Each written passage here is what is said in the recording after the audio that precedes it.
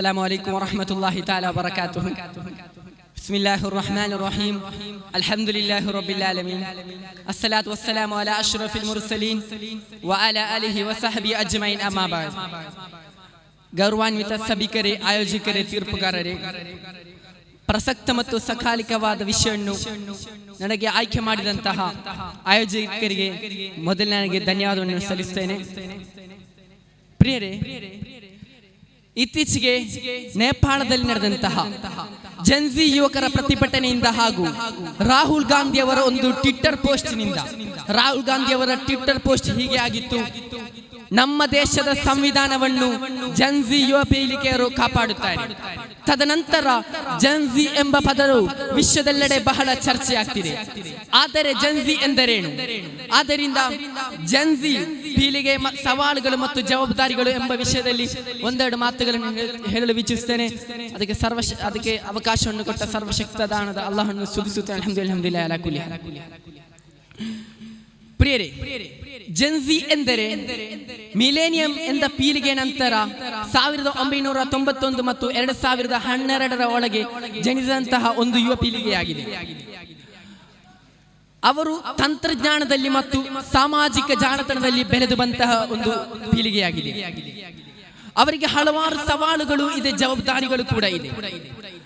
ಅವರು ಕೇವಲ ಸಾಮಾಜಿಕ ಜಾಲತಾಣ ಹಾಗೂ ತಂತ್ರಜ್ಞಾನದಲ್ಲಿ ಬೆಳೆದು ಬಂದಂತಹ, ಅದರಲ್ಲಿ ಒಂದು ಮುಳುಗಿರುವಂತಹ ಒಂದು ಪೀಳಿಗೆಯಾಗಿದೆ.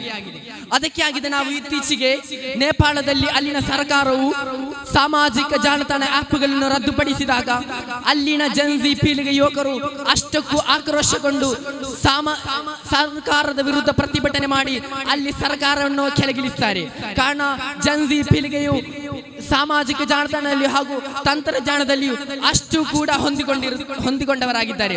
ಅದೇ ರೀತಿ ಜೆನ್ಜಿ ಪೀಳಿಗೆಯವರು ಪಾಶ್ಚಾತ್ಯ ಚಿಂತನೆಯೊಂದಿಗೆ ಅಷ್ಟು ಕೂಡ ಹೊಂದಿಕೊಂಡವರಾಗಿದ್ದಾರೆ. ಅದಕ್ಕೆ ಆಗಿದೆ ಇವತ್ತು ನಾವು ನಾರ್ತ್ ಅಮೆರಿಕದಲ್ಲಿ ಮತ್ತು ಯುರೋಪಿನಲ್ಲಿ ನಡೆಯುವಂತಹ LGBT ಪ್ರತಿಭಟನೆಯಲ್ಲಿ ಅದರಲ್ಲಿ ಮುಂಚೂಣಿಯಲ್ಲಿ ಇರುವುದು ಜೆನ್ಜಿ ಪೀಳಿಗೆ ಯುವಕರಾಗಿದ್ದಾರೆ. ಕಾರಣ ಅವರು ಪಾಶ್ಚಾತ್ಯ ಚಿಂತನೆಯೊಂದಿಗೆ ಅಷ್ಟು ಕೂಡ ಹೊಂದಿಕೊಂಡವರಾಗಿದ್ದಾರೆ. ಅದೇ ರೀತಿ ಪಾಶ್ಚಾತ್ಯ ಚಿಂತನೆಯಾದ ಮಾಡರ್ನಿಸಂ ಮತ್ತು ಲಿಬರಲಿಸಂ ಜೊತೆ ಅಷ್ಟು ಕೂಡ ಹೊಂದಿಕೊಂಡವರಾಗಿದ್ದಾರೆ. ಅದಕ್ಕೆ ಆಗಿದೆ ಅಫ್ಘಾನಿಸ್ತಾನ್ನಲ್ಲಿ ಮಹಿಳೆಯರ ಶಿಕ್ಷಣದ ಹಕ್ಕನ್ನು ರದ್ದುಪಡಿಸಿದಾಗ ಅದರ ವಿರುದ್ಧ ಹೋರಾಟ ಮಾಡಿದಾಗ ಅದರ ಪ್ರತಿಭಟನೆಯಲ್ಲಿ ಮುಂಚೂಣಿಯಲ್ಲಿದ್ದು ಜೆನ್ಜಿ ಯುವ ಪೀಳಿಗೆಯ ಮಹಿಳೆಯರಾಗಿದ್ದರು. ಅದಕ್ಕೆ ಒಂದು ಉತ್ತಮ ಉದಾಹರಣೆ ಆಗಿದೆ ನೊಬೆಲ್ ಪ್ರಶಸ್ತಿ ಪಡೆದ ಮಲಾಲಾ ಯೂಸುಫ್ಜಾಯಿ ಅವರು.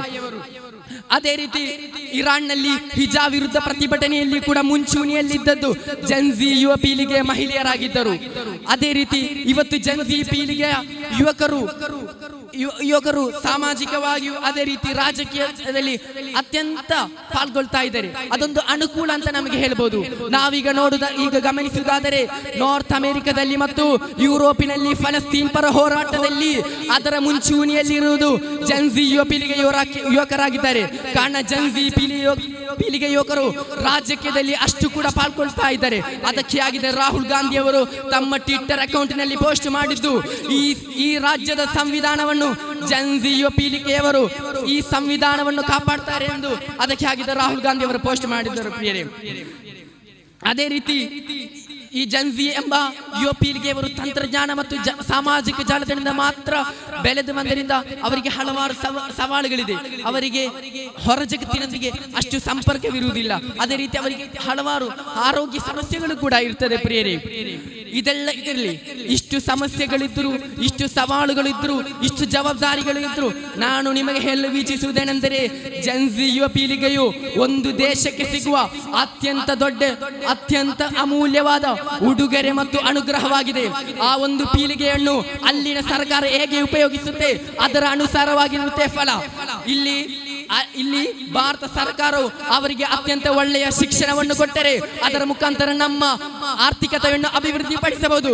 ನೀವು ನೋಡುವುದಾದರೆ ಅಮೆರಿಕದಲ್ಲಿ ಒಬ್ಬ ಯುವಕನು, ಒಬ್ಬ ಜೆನ್ಜಿ ಯುವ ಪೀಳಿಗೆ ಯುವಕನು ಸಾಮಾಜಿಕ ಜಾಲತಾಣ ಮುಖಾಂತರ ವ್ಯಾಪಾರವನ್ನು ಮಾಡುವಾಗ, ಚಾಟ್ ಜಿಪಿಟಿ ಅಂತಹ AI ಬಾಟ್ಗಳನ್ನು ಮಾಡುವಾಗ, ಇಲ್ಲಿ ಭಾರತದಲ್ಲಿ ಒಬ್ಬ ಜೆನ್ಜಿ ಪೀಳಿಗೆ ಯುವಕನು ಒಬ್ಬ ಸಯ್ಯಾರ ಹಾಡನ್ನು ನೋಡಿ ಕೂಗ್ತಾ ಇದ್ದಾನೆ. ಇದಾಗಿದೆ ವ್ಯತ್ಯಾಸ. ಕಾರಣ ಆ ಸರ್ಕಾರ ಆ ಒಂದು ಉಡುಗೊರೆ ಉಡುಗೊರೆಯನ್ನು ಹೇಗೆ ಉಪಯೋಗಿಸುತ್ತದೆ ಅದರ ಅನುಸಾರವಾಗಿರುತ್ತೆ ಫಲ. ಅದೇ ರೀತಿ ಚೀನಾದಲ್ಲಿ ಅಲ್ಲಿನ ಯುವ ಪೀಳಿಗೆಯ ಯುವಕರು 10Gಯನ್ನು ಮಾಡುವಾಗ, DeepSeek ಅಂತಹ AI ಬಾಟ್ಗಳನ್ನು ಮಾಡುವಾಗ, ಇಲ್ಲಿ ಭಾರತದ ಯುವ ಪೀಳಿಗೆ ಯುವಕರು ಮೋದಿಜಿ ಅಂತ ಕೂಗ್ತಾ ಇದ್ದಾರೆ. ಅದಾಗಿದೆ ವ್ಯತ್ಯಾಸ. ಅದಕ್ಕೆ ಯುವ ಪೀಳಿಗೆ ಯುವಕರು ನಮ್ಮ ದೇಶಕ್ಕೆ ಸಿಕ್ಕಿದಂತಹ ಅತ್ಯಂತ ದೊಡ್ಡ ಅನುಗ್ರಹವಾಗಿದೆ. ಅದನ್ನು ಸರ್ಕಾರ ಹೇಗೆ ಉಪಯೋಗಿಸುತ್ತೆ ಅದರ ಅನುಸಾರವಾಗಿರುತ್ತೆ ಫಲ.